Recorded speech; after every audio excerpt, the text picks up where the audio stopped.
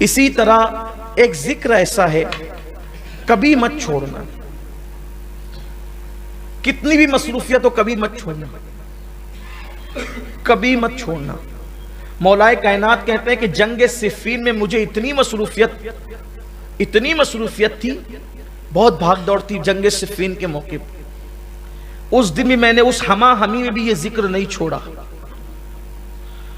وہ ذکر ہے 33 مرتبہ سبحان اللہ، 33 مرتبہ الحمدللہ، 34 مرتبہ اللہ اکبر۔ اس کو کہتے ہیں تسبیح فاطمہ۔ اس کے بارے میں روایت میں آتا ہے کہ جو اس ذکر کو پڑھتا ہے دنیا میں اس کے کوئی کام میں اس کو ناکامی نہیں ہوگی، ادھر مرے گا ایک قدم اس کا دنیا سے اٹھے گا، ادھر مرے گا ادھر دخول جنت کی سعادت نصیب ہو جائے گی، نامراد نہیں ہوگا یہ ذکر۔ اس لیے کبھی مت چھوڑنا اس کو۔ ایک کلمہ شریف سنا آپ نے، لا الہ الا اللہ محمد رسول اللہ، اس کے بعد آپ نے تسبیح فاطمہ یہ سنا، پھر اس کے بعد سبحان اللہ وبحمدہ، سبحان اللہ العظیم وبحمدہ استغفر اللہ۔ میرے آقا فرماتے ہیں جو اتنا کہہ لے اللہ اس کو میزان بھر کے نیکی عطا فرمائے۔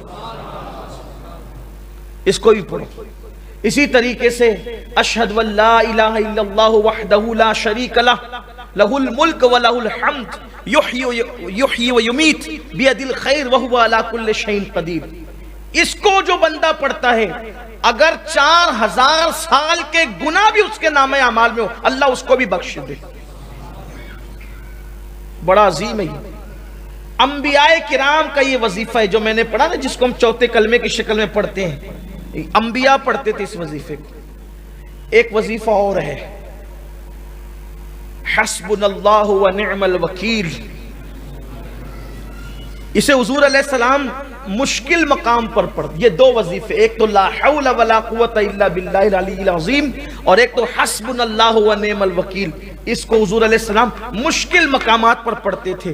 فرمایا جو حسبنا اللہ ونعم الوکیل پڑھے گا، اللہ فرماتا ہے چونکہ تو نے مجھے اپنا کارساز بنایا اب تیرا کوئی کام بگڑنے نہیں دوں گا، اس لیے اس کو پڑھا کریں۔ بڑے وظائف ہیں اور بہت زیادہ دیے جائیں تو کہیں ایسا نہ ہو کہ آپ مشکل میں پڑ جائیں، لیکن ایک وظیفہ جو حضور غوث پاک سے منسوب ہے اور اس کی بے شمار دنیاوی اخروی فوائد ہیں، اگر کچھ نہ کر سکو تو اتنا کر لیا کرو کہ ہر نماز کے بعد یہ وظیفہ، اس کو کہتے ہیں پنج گنج قادریہ۔ پنج گنج قادریہ یہ ہے کہ فجر کی نماز کے بعد اول آخر 3 بار درود شریف پڑھنا ہے اور بیچ میں 100 مرتبہ یا عزیز و یا اللہ، یا عزیز و یا اللہ۔ ظہر کے بعد 100 مرتبہ یا کریم و یا اللہ، عصر کے بعد 100 مرتبہ یا جبار و یا اللہ، مغرب کے بعد 100 مرتبہ یا ستار و یا اللہ، عشاء کے بعد 100 مرتبہ یا غفار و یا اللہ۔ 1 منٹ لگتا ہے اور اطمینان سے پڑھیں گے تو 2 منٹ لگتے ہیں، لیکن وظائف کی برکت ہے۔ یہ جو یا عزیز و یا اللہ پڑھتا ہے فجر کے بعد جو کبھی ذلیل نہیں ہوگا، نہ دنیا میں نہ آخرت میں۔ آپ کو ذلیل کرنے والے خود ذلیل ہو جائیں گے، آپ ذلیل نہیں ہوں گے، اس لیے کہ جو اللہ کو عزیز کہہ کے پکارے خدا اس کو کیسے ذلیل کرے گا۔ آزما کے دیکھ لیں، کبھی ذلت نہیں ہوگی، کبھی ذلت، آپ کو ذلیل کرنے والا خود ذلیل ہوگا۔ اس کے بعد یہ جو ظہر کے بعد یا کریم و یا اللہ پڑھا جاتا ہے، یہ پڑھنے والا کبھی روزی کے معاملے میں تنگ دست نہیں ہوگا۔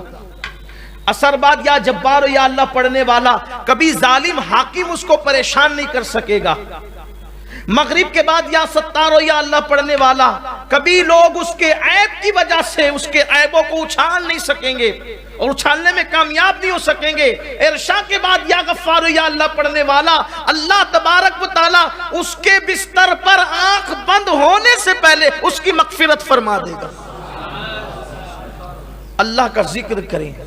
آخری بات یہ کہ ذکر کی 3 قسمیں ہیں، جب تک کہ یہ 3 قسم ایک ساتھ نہ ہو جائے ذکر نہیں ہوتا۔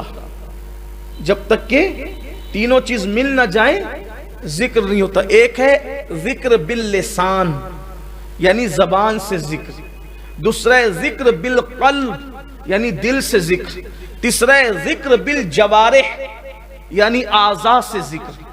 زبان اللہ اللہ کہے ذکر ہے، لا الہ الا اللہ کہے ذکر ہے، سبحان اللہ و بحمدہ سبحان اللہ العظیم کہے ذکر ہے، یا ستار یا اللہ کہے ذکر، یا غفار یا اللہ کہے ذکر ہے، لا الہ الا انت سبحانک انی کنت من الظالمین کہے ذکر ہے۔ لیکن زبان یہ سب ذکر کرے، اب دل میں یہ ہو کہ میرے اللہ میری اوقات کیا تھی کہ میں تیرا ذکر کرتا، تو توفیق نہ دیتا تو میں کب کرتا۔ یہ نہیں کہ ذکر کر رہا ہوں سب کو دیکھ رہا ہوں کہ کون کون دیکھ رہا ہے کہ میں ذکر کر رہا ہوں، میری حیثیت کیا، تو نہ چاہتا تو میری زبان پہ تیرا نام کیسے آتا۔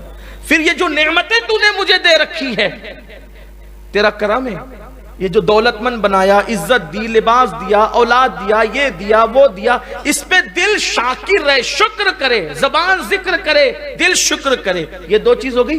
اور ذکر بالجوارح یعنی اپنے جسم سے اپنے اعضاء سے اللہ کی نافرمانی نہ ہونے پائے۔ جب یہ تینوں ایک ساتھ ہو جاتے ہیں کہ اعضاء گناہ سے بچے، دل شکر کرے، زبان ذکر کرے، تو اس کو کہتے ہیں ذاکر، یعنی یہ ہے ذکر کرنے والا۔ تو یہ زمین پر خدا کا ذکر کرتا ہے، آسمان کی بلندیوں پہ خدا اس کا ذکر کرتا ہے، شرق غرب میں پھر اس کے چرچے ہونے لگتے ہیں۔ تو میرے آقا علیہ السلام سے انہوں نے پوچھا، آقا اس عرابی نے کہ یا رسول اللہ میں مقام خاص چاہتا ہوں اللہ کی بارگاہ میں، تو کہا کہ ذکر کرنے والے بنو۔ اللہ تعالی ہم سب کو توفیق عطا فرمائے، ہم ذکر کریں۔ اور آخری جملہ کہنے چلا تھا لیکن چونکہ آئندہ ہفتے اس کے آگے سے بیان ہوگا، اگر زندگی رہے گی تو ذکر کی ایک بات اور کہہ دوں تاکہ بات مکمل ہو جائے۔ قرآن کیا کہتا ہے؟ الا بذکر اللہ تطمئن القلوب، آگاہ ہو جاؤ، اللہ کے ذکر سے دلوں کو چین ملتا ہے، سکون ملتا ہے۔ حضرت عبداللہ ابن عباس سے پوچھا گیا یہ ذکر اللہ کیا ہے، یہ ذکر اللہ کیا ہے جس سے دل کو چین ملتا ہے؟ تو کہا یہ محمد الرسول اللہ کے ناموں میں سے ایک نام ہے ذکر اللہ، یعنی جو حضور کا دامن پکڑ لے اللہ اس کو بھی سکون کی دولت عطا فرمائے۔ اسی لیے میرے امام کہتے ہیں ان کے نثار کوئی کیسے ہی رنج میں ہو، جب یاد آ گئے ہیں سب غم بھلا دیے۔ اللہ کی بارگاہ میں مقام چاہتے ہو، ذکر کرو۔